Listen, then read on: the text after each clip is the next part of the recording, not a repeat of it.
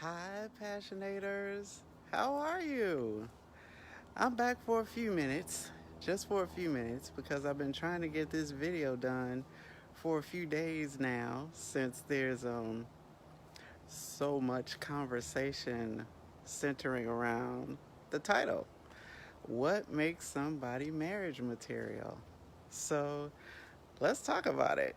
While I have a few minutes and my hair is drying, I seem to have a talent for catching you all while I'm drying my hair, but we're gonna work with it, okay?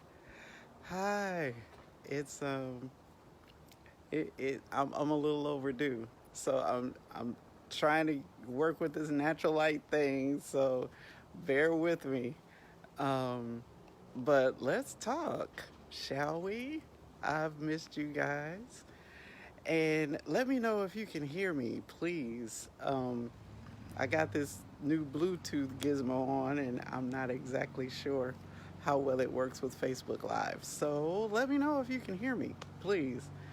Wave, thumbs up, type in that you can hear me or something like that.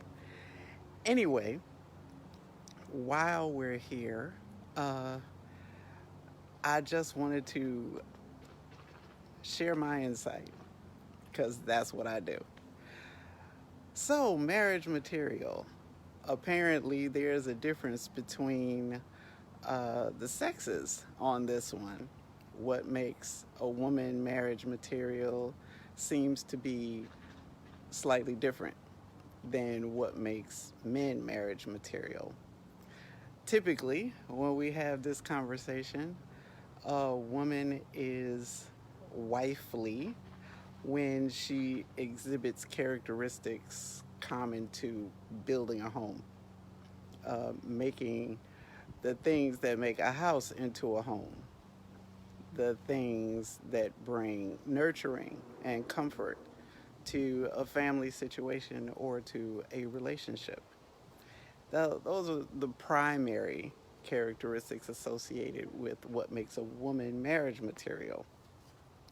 And for men, it's usually related to his resources, his education, his provision, his protection, his those sorts of things are typically what are associated with what makes a man marriage material. So here's once again, uh, that's the propaganda. And I think it's so effective because on the surface, it makes sense in a lot of ways. Um, People usually name these characteristics that any sane, reasonable person would look for in a partner who they're trying to share their lives with. The problem with that is that what people say they want and what people actually do are often two very different things. So people often say they want all kinds of things in a relationship, but their relationship history doesn't show a track record of being with those kinds of people. They say they want these marriage material characteristics, but that's not who they've been in a relationship with, right? They don't have that history. So, what they really want and what they actually do are often two very different things. And in order to explain that, they cite, well, it's hard to find marriage material, right? Isn't that what you hear? Um, there are just so few good women. There are so few good men. That that's not the norm. It's easier said than done. Isn't that the propaganda? That propaganda keeps feeding itself because it's profitable. Because there are more experiences in most people's lives that didn't end up in marriage than there are experiences that did. And in many cases, the experiences that did end up in marriage sometimes ended up in unhappy marriages. And those are the marriages that typically get more of the shine, they get more of the spotlight, they get more of the media attention, they get more of the social media attention, they get more all of that, right? Because that's where we tend to focus. We tend to focus on the things that are going wrong. And because that's where our focus is, we have a tendency to assume that that's all there is to focus on. It's sort of like when you look, when you're standing on the shore, you look at the horizon is all you see. And so if you stare at it long enough, or you've been there long enough, it can be easy to fool yourself into believing that that horizon is all there is to see. When the truth is, on the other side of that horizon is an entire world that's an invisibility to you. So the fact that you don't see it doesn't mean it isn't there. It just means that you don't see it. Now, it's not there for you because it's not in your field of vision, but it can be there for you as soon as you expand your vision. It's not there because you can see it. It's there because you acknowledge that it exists. Same dynamic for relationships. Horrible relationships may have been the reality that you actually lived, but that doesn't mean that good relationships aren't possible. It just means you haven't lived it. Doesn't mean they aren't there. Doesn't mean that they're not all around you. But because you're not accustomed to seeing them, because you're not accustomed to living with them, because you haven't put yourself into situations to know what they look like, you don't know what to look for. So they can be staring you in the face and you'd be blind to them because you don't know what to look for. Now, with that being said, the good news is just because you don't know what to look for doesn't mean it has to stay that way, because you can find out what to look for. You can simply keep looking and focus more of your attention on what you are not accustomed to. And then you just use your discernment. It's like, wow, I'm not used to people cooperating. I'm not used to people communicating. I'm not used to seeing what it looks like when people actually like being with each other, which is a very different thing from loving each other. They actually like being with each other. And I'm not used to what that looks like. So I'm going to put myself in a position to find out what that looks like. And then I'm going to think about it. Well, how would I want that to look for me? What do I want that to feel like for me? How does it change the way I wake up in the morning? How does it change what I think about once I put my feet on the floor? How does it affect the way I move through this world? How I encounter other people? How I engage, even strangers? How I extend myself to show myself to other people? How does it affect those sorts of things? How do I have love as a lifestyle rather than an event?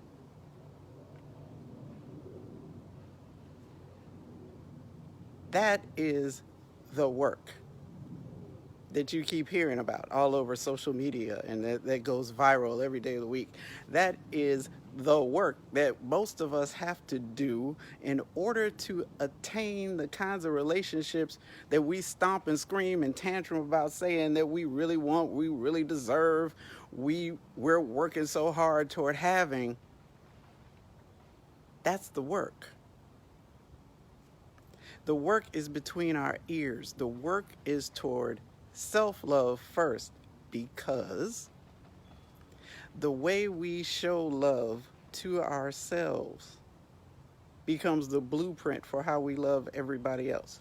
How we love ourselves is the relationship that we duplicate with everybody else on some level.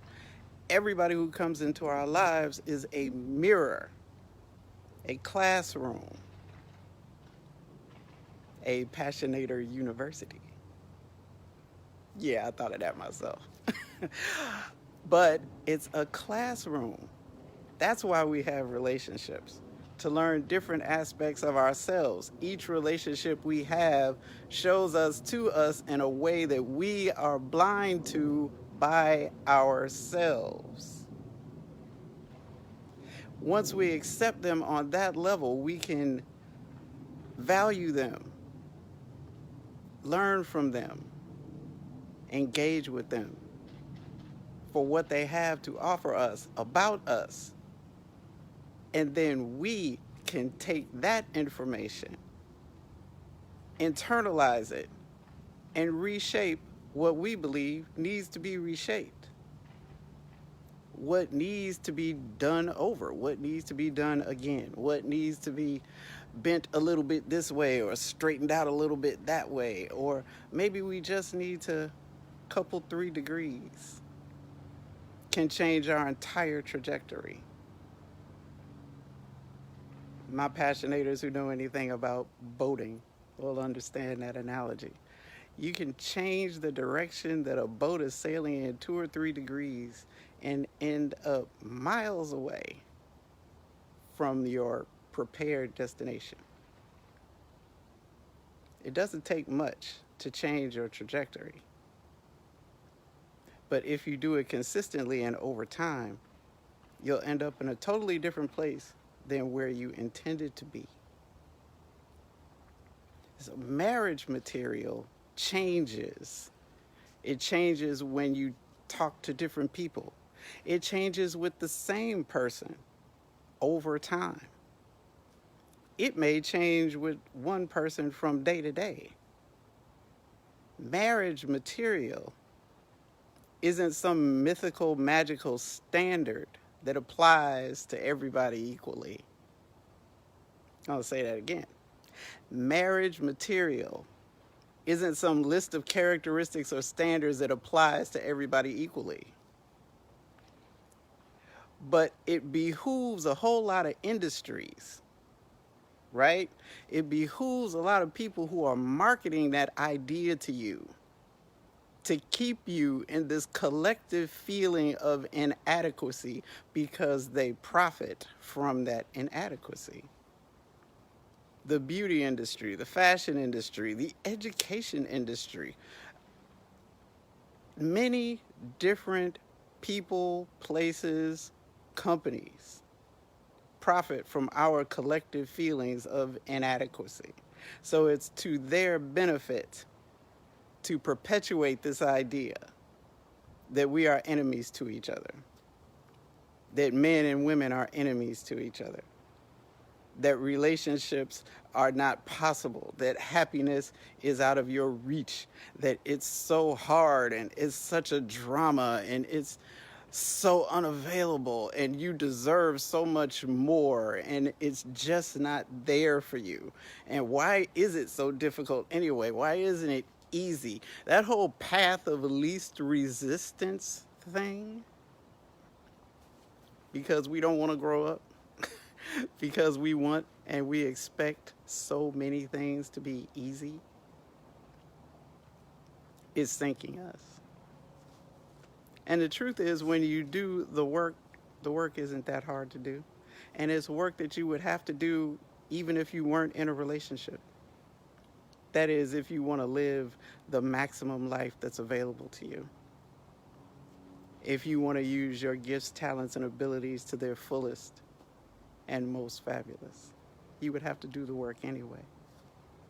So in order to love somebody else, you really do have to check out how you love yourself first. Because if you're expecting them to treat you better or value you more or exalt you higher than you do yourself, you want too much, you expect the impossible, and you set yourself up for failure. And you also set it up that you have somebody else to blame for it. But the truth is, your relationship is about you and how you engage with it. So whether or not your engaged in relationship with, reaching out to, combining yourself with people who are marriage material isn't about a set of characteristics that applies equally across the board.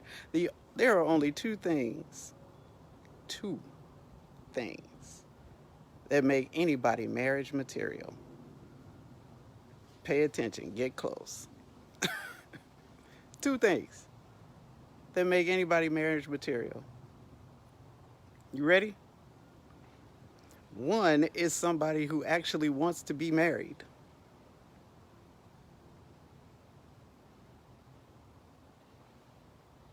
That's the first one. Somebody who actually wants to be married. Because not everybody does. And if they don't, it is not then your job to convince them that they should. Because being with you is such a great idea. Because you're so wonderful, and because you're such a great partner, and because anybody would be a fool to pass up on you. While all that might even be true, it is, can I tell you, completely irrelevant. One is you have to be with somebody who actually wants to be married. And the second is that they want to be married to you.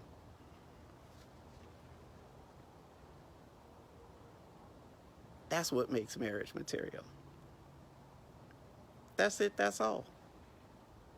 We complicate things that don't have to be complicated. And that's what makes our relationships so hard. We keep jumping through all these imaginary hoops trying to be marriage material, trying to prove that it's a good idea to be in a relationship with us. And that's what keeps our focus in the wrong place. That is not where your focus needs to be in a relationship. One major mistake I see people making over and over again is that they get into relationships and they invest into the relationship based on how much they like the person they're in relationship with. It's a huge mistake. Because what you want and what they want may be two entirely different things. And so you invest into the relationship based on what you want. When the wise thing to do is to invest in the relationship to the extent that the other person is investing back. When you match their effort, you don't set yourself up to be played, misused, mistreated, devalued. You put yourself in a position where you match the effort that's being shown to you. That's all. That way, when you meet the person who is ready to match the effort that you really want to invest, you know you'll be in the right place. Marriage material is about being with somebody who wants to be married and who wants to be married to you. It's really that simple. But in order to determine that accurately, you have to be willing to take your emotions out of the picture and examine it logically. Because at some point, even love has to make sense. So if the only way that you can make sense out of it is to be hyper emotional and unreasonable and, oh my God, I can't control who I love, which is, by the way, another lie, but that's a different video. But if that's the only way you can make sense out of your relationship, you're in the wrong relationship. Or you're wrong in the relationship. And that is how you set yourself up for continuing misery. Until you get into the relationship where you can comfortably be who you're comfortable being, you are always going to be miserable. And that is why it's such a big help for you or for anyone. Whenever you're getting into a relationship, especially a new relationship, simply match the effort of the person who you're in the relationship with. Stop trying to be impressive. Don't concern yourself with whether or not they like you, and just be you. And if they do like you, they will let you know. And if they don't, they will let you know that. Your job is to be okay either way. And not just okay with them, but okay with yourself. That's a different video, too.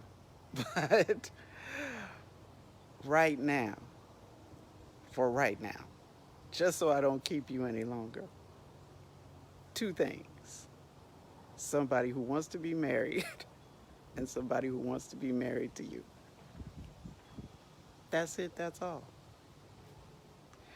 So thanks for stopping by and sharing this time with me. For more information of this kind, please visit my website where I have recently launched my brand new relationship university. That's www.edenadele.com/passionator you. I'll be sure to add that link to the comment section as soon as I finish doing this video. Thank you again for sharing your time with me. And if there's something else that you'd like me to address, please let me know. Forward your email to info@edenadele.com. That's info@edenadele.com.